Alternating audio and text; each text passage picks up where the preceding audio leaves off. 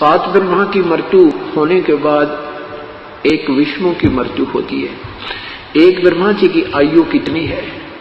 पुण्यात्माओं, ये आंकड़े याद हो जाएंगे थोड़े से दिन में आपके, और ये ज्ञान होना बहुत जरूरी होता है, क्योंकि ज्ञान एक बाउंड्री बनती है, एक हमारा गाइडलाइन बनता है। हम विचलित नहीं हो सकते, चाहे कोई फिर कितना विद्वान आकर बात करे, आप 2 मिनट में फेल कर देगा। हमारा बच्चा भी उसको रिजेक्ट कर देगा, जिसने 3-4 वर्ष सत्संग सुनते और हो गए और नाम ले रखा है। एक ब्रह्मा का कितनी आयु होती है? ब्रह्मा की, ब्रह्मा जी का एक दिन है 1008 चतुर्युग का। एक चतुर्युग कितना होता है? सतयुग, त्रेता, द्वापर, कलयुग, इन 4 युगों का समय मिला दे, इसको चतुर्युग कहते हैं। और ये 43 लाख यानी कुछ ऐसा इतना मिला करके वर्ष होते हैं।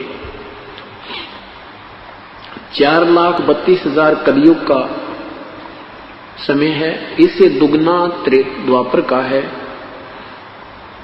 यानी 8,64,000। और 8,64,000 में 4,32,000 और जोड़ दे 12,96,000 त्रेता का, और 12,96,000 में 4,32,000 और जोड़ दे 17 लाख कुछ ये द्वापर का, सतयुग का। इन चारों का योग कर दे, ये 43 लाख कुछ वर्ष होते हैं। तो इतना एक चतुर्युग ये हुआ। ऐसे ऐसे 1008 चतुर्युग का ब्रह्मा का एक दिन, इतनी ही रात्रि। अब इसको लंप संप लेते हैं, 1000 चतुर्युग कहते हैं। 2000 यानी 2000 चतुर्युग का एक दिन रात हुआ। ऐसे 30 दिन का एक महीना, और 12 महीने का एक वर्ष, और 100 वर्ष की ब्रह्मा की आयु। ओए होए, अब गिनती करने लग गए तो गुणा भूल जा। इतनी लंबी वर्षों, इतनी उम्र एक ब्रह्मा जी की होगी, इसकी मृत्यु होगी। ऐसे 7 ब्रह्मा मर जाएंगे, एक विष्णु जी की मृत्यु होगी। ऐसे 7 विष्णु जी की मृत्यु हो जाएगी, तब एक शिव की मृत्यु होगी। इसकी इतनी लंबी उम्र है। इसने माता से यही मांगा था कि मेरी उम्र बढ़ा दे, लंबी कर दे मां। अमर होना चाहा था। दुर्गा ने कहा, बेटा तुम अमर नहीं कर सकती मैं, ये तो विधान है यहाँ का, जो जन्म है वो मृत्यु अवश्य होगी। तुझे विधि बताती हूँ कि तेरी आयु सबसे लंबी हो जाएगी। उस विधि से ये भगवान शिव ज्यादा समाधिस्थ रहता है, श्वास कम लेता है, आयु इसकी इन दोनों भगवानों से ज्यादा है।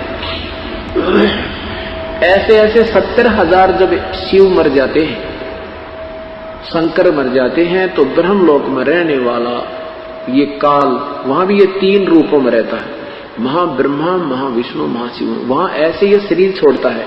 इसने अपना पीरियड काउंट करने के लिए ये क्रिया बना रखी है, जैसे सांप कांचड़ी छोड़ दिया करे, ऐसे ये अपना एक शरीर छोड़ता है। ऐसे इसकी जन्म और मृत्यु होती है। अर्जुन, मेरे जन्म और मृत्यु दिव्य हैं, तू नहीं जानता, दिव्य ऐसे हैं ये। तो 70,000 ये त्रिलोकीय काल का पुत्र मर जाता है, तब एक ये ब्रह्मांड में रहने वाला महाशिव मरता है। उसके बाद एक ब्रह्मांड में पूर्ण रूप से प्रलय हो जाती है, इसको महाप्रलय कहते हैं, एक ब्रह्मांड की महाप्रलय। उसके बाद ये काल इन सब जीवों को दूसरे ब्रह्मांड में शिफ्ट कर देता है। वहां ऐसे ही अपनी पत्नी को, दुर्गा को महाब्रह्मा, महाविष्णु, आप स्वयं महाब्रह्मा, महाविष्णु शिव रूप में रहता है। दुर्गा को महासावित्री, महालक्ष्मी और महा पार्वती रूप में रखकर वहां पुत्रों की उत्पत्ति करके सृष्टि प्रारंभ करता है। अब ऐसे एक काल मरता है, अर्थात एक ब्रह्मांड की जो प्रलय होती है, ये एक दिन हो गया, ये एक युग हो गया परब्रह्म का। परब्रह्म का एक युग हो गया। जो 70,000 शिव मरते हैं, अर्थात एक काल मरता है, ब्रह्म मरता है, ये एक युग हो गया परब्रह्म का। परब्रह्म का एक युग हो गया। ऐसे 1000 युग का उस परब्रह्म का दिन, इतनी ही रात्रि, 1000 युग का नोट चतुर्युग। ये पॉइंट समझना पुण्यात्मा, और कोई बालक नहीं है, कोई शिक्षित हो सभी, कोई MA है, कोई ग्रेजुएट है, कोई 10वीं, कोई आज कोई बालक नहीं। और शास्त्र हमारे पास है, देखोगे तो पता चलेगा ये कहाँ डले डुआ रखे थे हमारे 3 नादान महर्षि बने बैठे थे। इन कैखा का ज्ञान है। 8वें अध्याय, 7-8 गीता जी के 8वें अध्याय के 17वें श्लोक में लिखा है, सहस्र युग लिखा, उसमें सहस्र चतुर्युग नहीं लिखा है। ये परब्रह्म की महिमा गाई है, इसमें परब्रह्म के विषय बताया है। दूसरा अव्यक्त, गीता जी के 8वें अध्याय के 7वें अध्याय के 24वें श्लोक में तो अपने विषय में बताया कि मैं अव्यक्त हूं, और 8वें अध्याय के 20 में लिखा है कि वो अव्यक्त, ये सब संसार का नष्ट होने पर उस अव्यक्त में ये सब प्राणी समा जाते हैं, और उस अव्यक्त से भी दूसरा जो अव्यक्त प्रभाव है वो कभी नष्ट नहीं होता, वो तीसरा अव्यक्त, यानी 3 परमात्मा है। ब्रह्म ये प्रथम अव्यक्त। अव्यक्त का अर्थ होता जो अपनी योग माया से छुपे रहते हैं, सामने नहीं आते, वो होते आकार में ही, वो प्रत्यक्ष दृश्य नहीं देते और वो होते आकार में ही। वो हमारी रेंज से, हमारी दूरदृष्टि की और हमारी दृष्टि की पहुंच से बाहर होते हैं, इसलिए हम उनको अव्यक्त कहा जाता है। तो ये ब्रह्म जो है उसमें लिखा है कि ऐसा एक बार जो ब्रह्म मरता है तो एक युग होता है परब्रह्म का, ऐसे ऐसे 1000 युग का दिन, इतनी ही रात्रि, और फिर 30 दिन का महीना, 12 महीने का एक वर्ष, और 100 वर्ष की आयु है परब्रह्म की। परब्रह्म की 100 वर्ष की आयु है। तो फिर इस परब्रह्म का भी विनाश होता। लेकिन ये तो कमाल हो गया, देखिए 70,000 शिव मरे, और जब एक बार ये ब्रह्म मरे और फिर उसका एक युग हुआ परब्रह्म का, और ऐसे ऐसे 1000 बार जब यो काल मर लेगा, की मृत्यु हो जाती है, ब्रह्म की मृत्यु होती है क्षर पुरुष की, तो तब ये 21 ब्रह्मांड का विनाश हो जाता है। तो ये बिल्कुल पूरा प्रलय हो जाता है। इसमें ब्रह्मांड तो रहते हैं, ब्रह्म प्राणी नहीं रहते। तो ये सब जीव जो हैं, काल भी, प्रकृति भी, और ये सब प्राणी भी उस दूसरे अव्यक्त यानी परब्रह्म के लोक में रख दिए जाते हैं।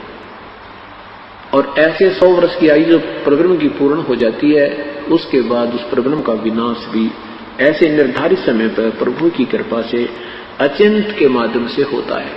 उसके बाद फिर इन सभी के ब्रह्मांडों में फिर दोबारा नए सिरे से उत्पत्ति प्रारंभ होती है। अब क्या बताना चाह रहे थे दास कि ब्रह्म एती उम्र बुलंद मरेगा अंतरे, 1000 चतुर्युग का दिन, 1000 चतुर्युग की रात्रि ब्रह्मा की, और फिर भी मृत्यु रुद्र गजबयो, और इससे 7 गुना विष्णु, उससे 7 गुना शिव जी की, और फिर भी शिव की मृत्यु। कहते एती उम्र बुलंद मरेगा अंतरे, क्यों? क्योंकि सतगुरु लगे न कान न भेंटे वो संतरे। इसलिए तुम्हारी मृत्यु हो रही है क्योंकि तुमको परम संत नहीं मिले, वो तत्वदर्शी संत नहीं मिले। इतनी भी साधना करके तुम इतनी उपलब्धि भी कर जाओगे, इतनी लंबी उम्र भी हो जाएगी, तो भी मरेगा अंतरे। क्यों मरोगे? क्योंकि तुमने वो तत्वदर्शी संत नहीं मिले।